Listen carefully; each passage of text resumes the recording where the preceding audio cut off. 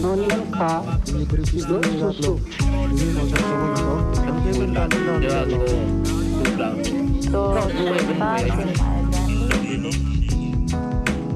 to Toksave Culture Talks, the podcast of PARADISEC, the Pacific and Regional Archive for digital sources in endangered cultures.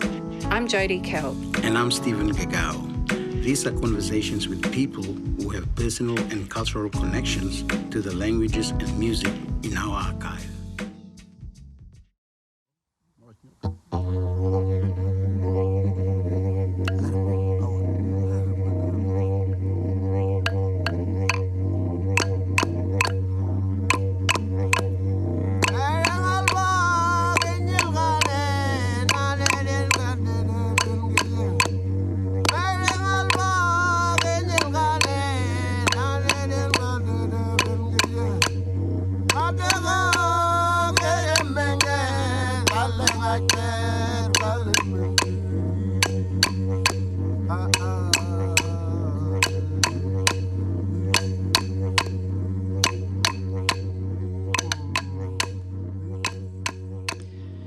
Associate Professor Payi Ford and her daughter Emily Tyaemaen Ford are Marranunggu women from the Northern Territory.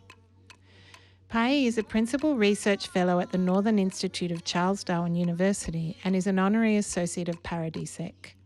She graduated with her PhD in Education from Deakin University in 2006. Since then, her knowledge and experience has informed her research practices to include ways of being, knowing, and the ability to lead and contribute to local, national, and international research projects. Emily works as a research assistant at the Charles Darwin University. In 2020, she was awarded the Darwin Young Citizen of the Year in recognition of her outstanding contribution to the Darwin community. In this episode, Payi and Emily are discussing their experiences with an Australian Research Council Discovery Indigenous funded archival project, New Ways for Old Ceremonies, and the archival collection LPF that arose out of this research. The LPF Collection is a private collection that acts as a repository for Marranunggu language, knowledge, and history, bringing together a range of resources in one place. Being a private collection means it cannot be found online by users of the PARADISEC catalog. Rather, Payi and Emily, Chloe Ford, and Nicole Thompson are the custodians of the collection and they control access. In this way, they are able to share these important resources. Central to this while episode is safety and protocols. Central to this episode is intergenerational knowledge transmission. The mother and daughter relationship between Payi and Emily brings new perspectives to the process of creating and maintaining archival collections and new ways of engaging with heritage materials.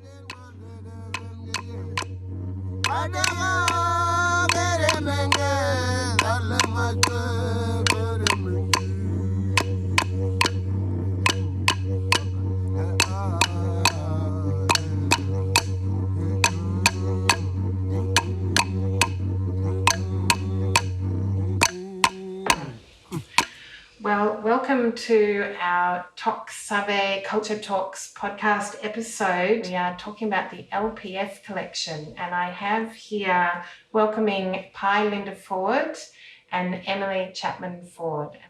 Yo, igen ga Payi Ford. Karenjo yangana Wulkama LPF files for the PARADISEC repository for New Ways for Old Ceremonies project. Yigan Tyaemaen, Emily Ford. I'm here with my mum, Payi Ford, my Allah, and I was a part of helping organise everything for the collection. And I worked with Payi and Emily on the collection. So I experienced, how old were you, Emily, when we started working on this? Oh, what year was it? I'm probably 18. Yeah. 2016. 2016, I would have been 18. 18. And had you any experience with archiving at that point? Yes, because I used to go with Mum to all of her different, in school holidays, I would go along and be her assistant. Yeah, so we went to a lot of archives like IATSIS and the museums and the National Archives and the Northern Territory Archives. And a lot of libraries. Yeah, and different archives from different organisations who had missions in the NT during the different times that we needed the info from, which was very interesting. Oh yes, the Jesuits when they were here in the 1880s through to the 1890s. Where did you find that information about? In Melbourne. Yeah. And how was that? How did that feel when you came across? We had mixed emotions when we finally got to Melbourne and went out to Hawthorn and met the people there, that the archivists that were looking after all the files, and they were bringing them out to us and we were looking through them. And they were very excited. We were the first people from that area to come and actually ask for the information in the archives there. So they were very excited to show it to us. So as descendants of Helena, Payi and Jimmy Tyaemaen,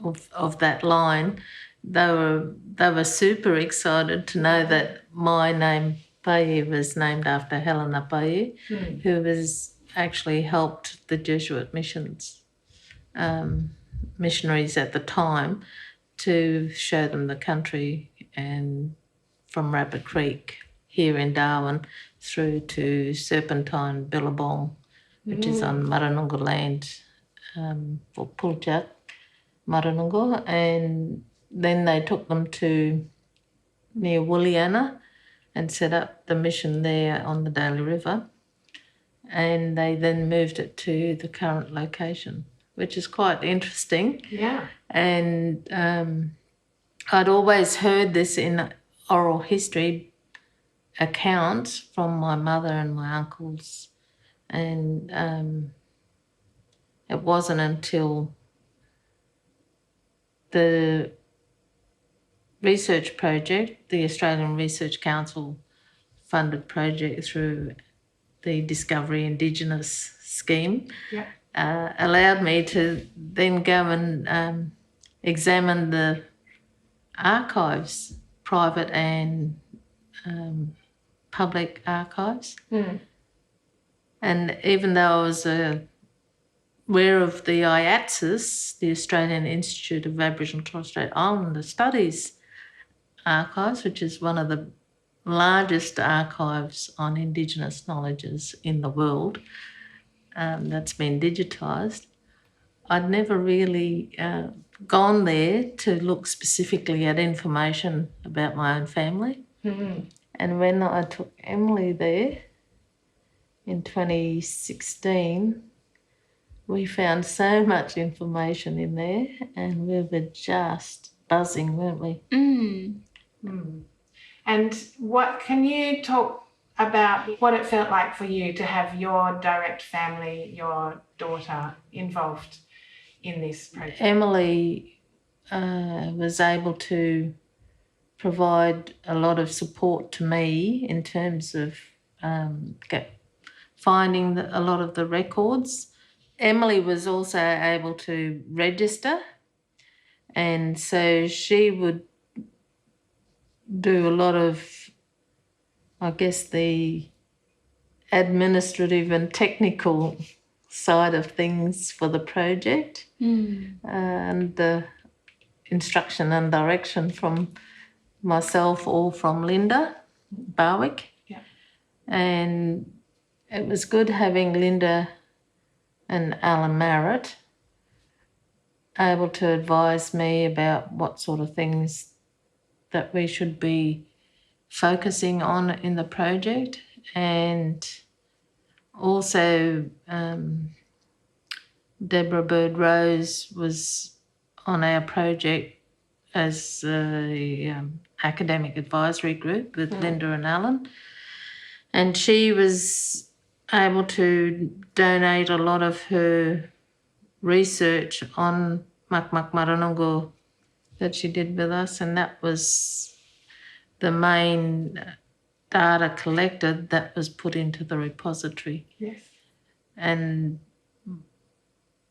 Payi, Emily and I agreed that the information should be shared and we should have probably one other Marranunggu person to be on that custodian list, when we chose Nicole because she was IT savvy. And she agreed to come on board with us. And so I feel really grateful to Debbie for passing over all that important Marranunggu information from her research. And with Deborah's collection, there were audio recordings. When you listened to them, Emily, I'll throw this question to you.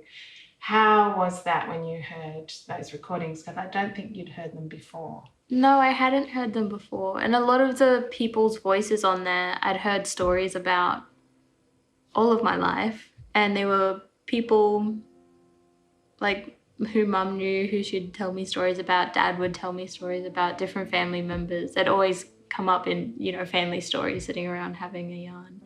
And it was really lovely to hear their voices. It was very nice. It was ineffable, because all the words that I just said weren't really putting how just moving it was to be able to hear their voices and have Mum translating along.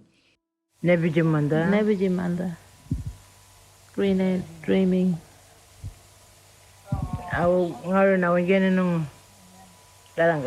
And back this way is a plover dreaming. Put that area. Gumbo magam gimi. Foot. Yo. Mark the billabong shape with his foot. Because yes, it was very emotional. It was an emotional time, I think, but a very very moving to sit with all the old people and to sit with Mum and me as one of the later generations, and being able to hear all the knowledge that they had, and through the archive, and having that sort of using technology to be able to do that was very, very, very nice. And do you think it's deepened your understanding of your background? Definitely. I think being able to see all the records and hear all the voices and hearing there was so much information there. An amazing amount of information. Darara getting ngay. Udah cuma gini mesti lot tak punya. Yeah, Darara. darara, Darara. Darara. darara. You mean him hot? Darara. Hot one. I've noticed now that I've gone on to do some language work with our language, and having that knowledge and just having those words and the knowledge about the structure, things from stuff that Daryl Tryon's done. Yeah. And it's been really lovely to then go and teach a lot of the little kids, to get all that stuff from the archives and be able to make the posters and everything. With all the kids. With all the kids, and she's developed a Sherbert The Instagram account. Oh, yeah. Yeah, so Instagram account with just tiles. So the photo, a little emoticon design of what it is, what the word is. And then just Mum, I've walked around behind her say this word. Sherbert. Say this word. Mawan. And recorded them. Kanto. And and put them up, which is good. And it's all just on my phone, all on different apps, and then just put it up on Instagram. And was there language knowledge that you either had forgotten or hadn't been passed on to you, Pai, that you were able to gain from or strengthen from this process? When I first heard their voices, and I tuned into each sound that came over the recording because we had our headphones on, and it was very emotional listening to their voices.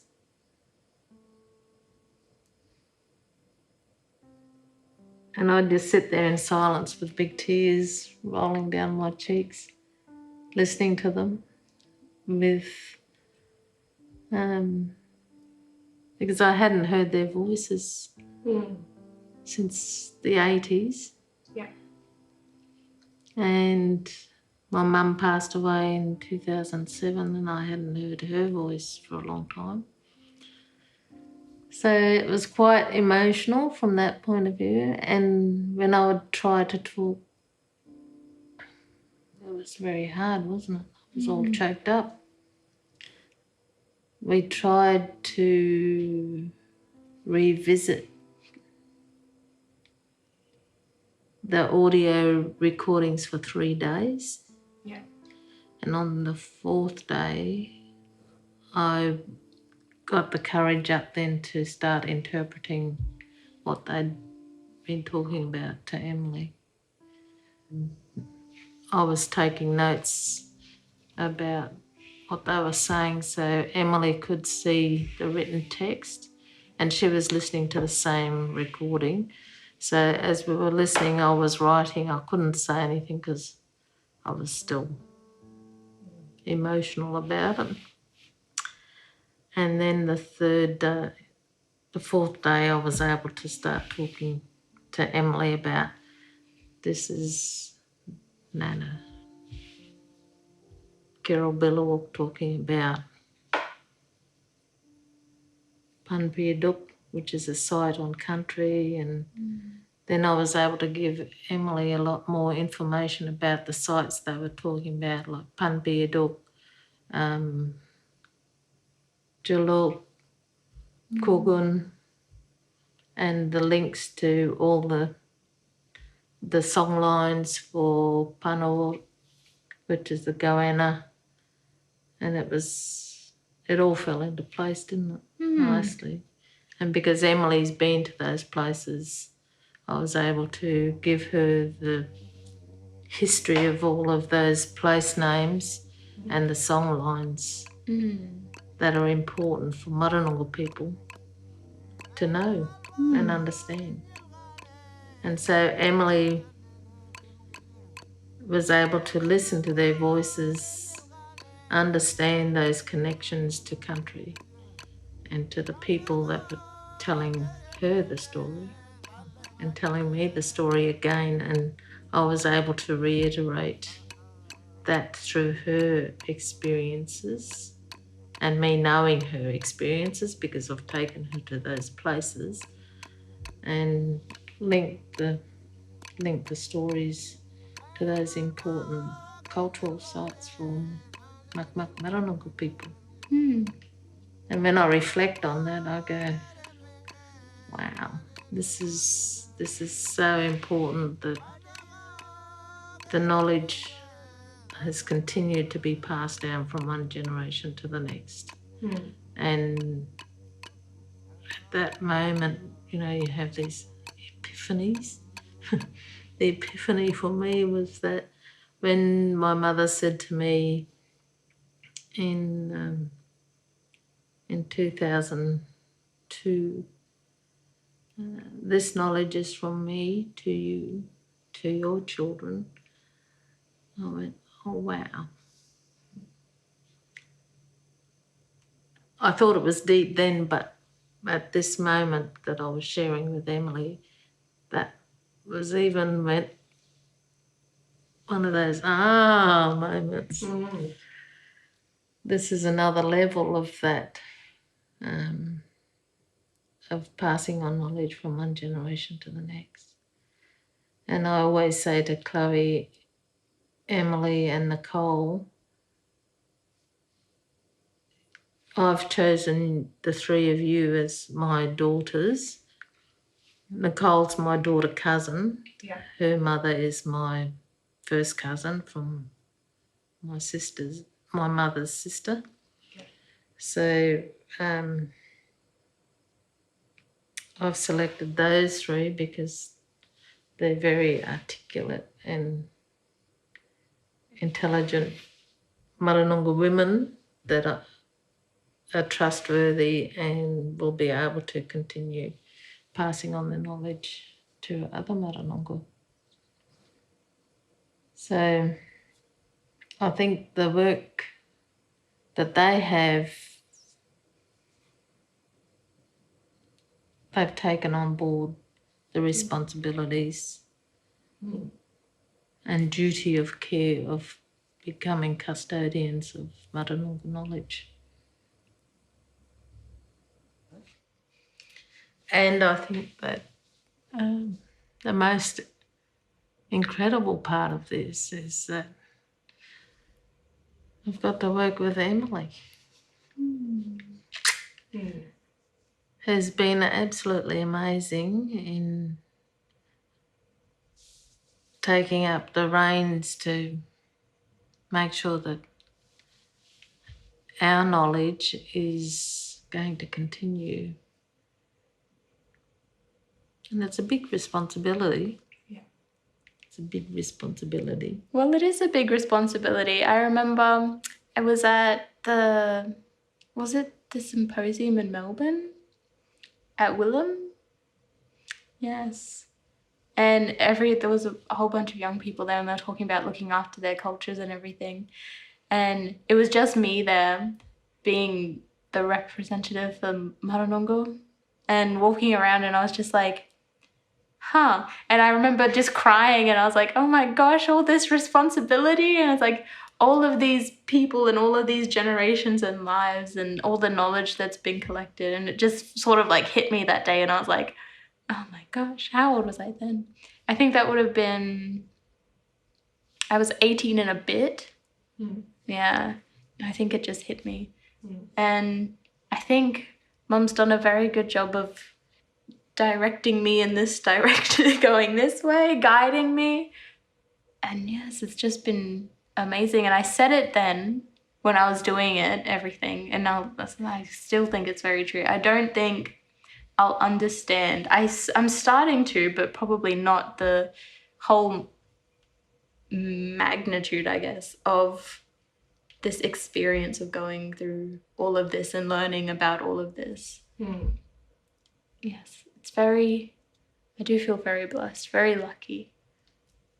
It's like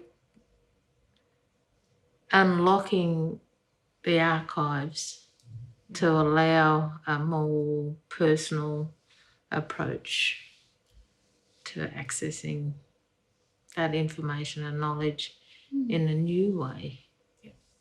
So that's the beauty about the PARADISEC archives. And you don't have to travel all the way down there, you can just access it online. Which is the best bit.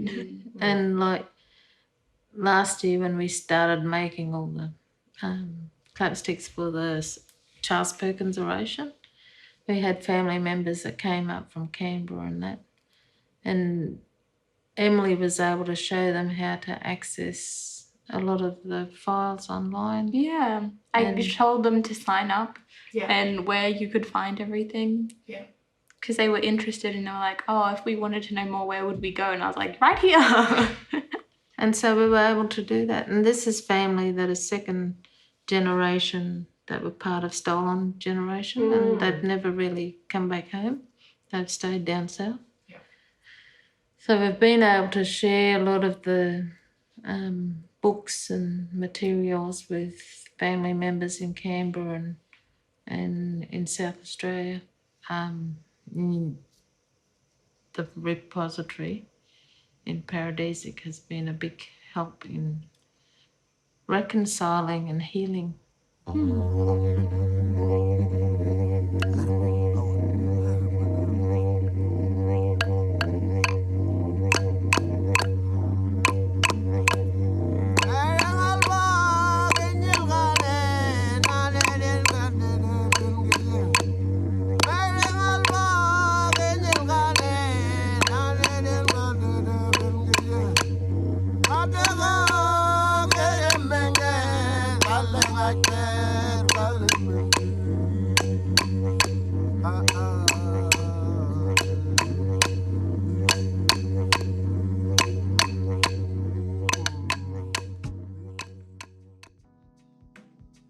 Thank you, Payi and Emily Ford, for joining us on Toksave Culture Talks.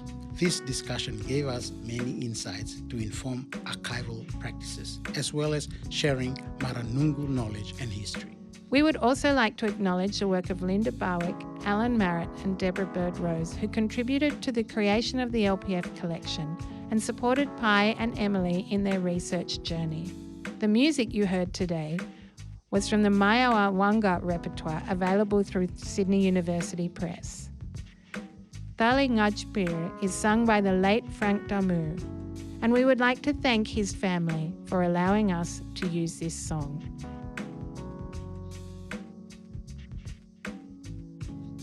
Thank you to our listeners for joining us.